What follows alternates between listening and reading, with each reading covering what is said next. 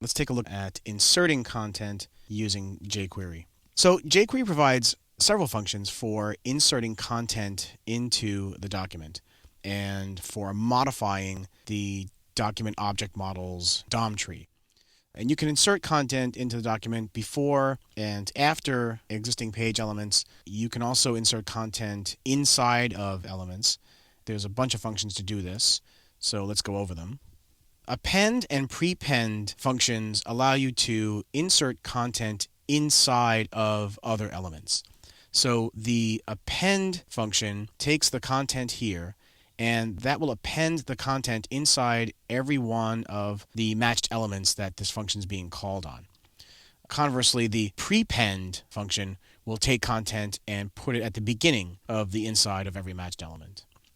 The append to and prepend to work pretty much the same way, although they are called on jQuery selectors. So in this case, you're specifying the content to append. In this case, you're saying, here's the set of matched elements I want to append or prepend content to. So that's for inserting inside of elements. The after and before are kind of analogous to the append and prepend functions. So the after function takes content and inserts it after each one of the matched elements. And the before function inserts content before each one of the matched functions. And we saw an example of the after function in one of our previous lessons when we were building our annotated page links.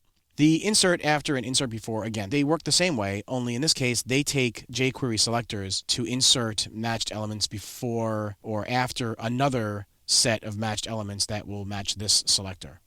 Let's take a look at some examples and we'll see how this works. Here in the exercise files folder, I'm going to open up the inserting start file, and this is the finished version right here. So let's go ahead and do that. I'm going to open this up in my editor. Okay, so you can see that we're back using pretty much the same document that we've been using for a couple of different examples now. This is the one with the unordered list and some paragraphs. So here's what we're going to do. Let's jump back over to the source code. Let's try out some of these functions. So first thing I'm going to do is write a jQuery statement for paragraphs.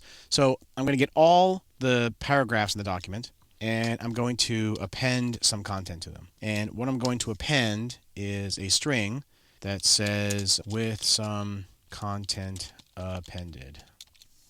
Okay, so if we scroll down, you'll see that this is paragraph 1, this is paragraph 2, and we're going to add this string onto the end of each one. All right, so let's go ahead and back out to the browser. I'm going to start this up. And you can see what happened was each one of the paragraphs now has the string with some content appended on it. That content was appended to each one of the matched elements. And in this case, let's go back to the code, we have all of the paragraphs. If I were to do something like a filter like last or first or something, then only those paragraphs would have been affected. Okay, so let's try something else. Let's do the opposite. Let's do P, only this time we're going to prepend. We're going to write hello. Okay, so now the same thing is going to happen this time. We're going to save, and we're going to go back out to the browser.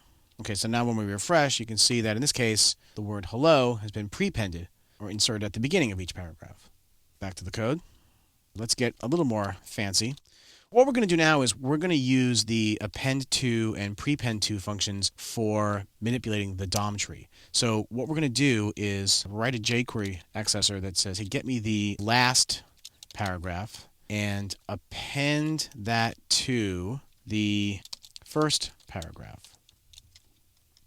Let's save that, go to the browser, and see what happens. We're going to refresh.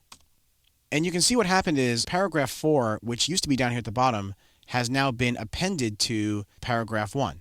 So we took the last paragraph and appended it to the first. Let's do a variation on that theme. Comment this one out, but use it as the basis for the next one.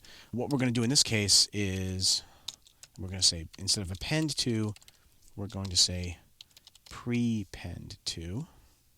Okay, so now we're going to save. Go back to the browser. So now I'm going to refresh it, and you can see now that the last paragraph has been prepended in front of the first paragraph. Okay, so I think you pretty much get the idea. This pretty much wraps up using the content inserting functions. That should give you an idea of how you can insert content into your document and use these functions to move elements around within the DOM tree.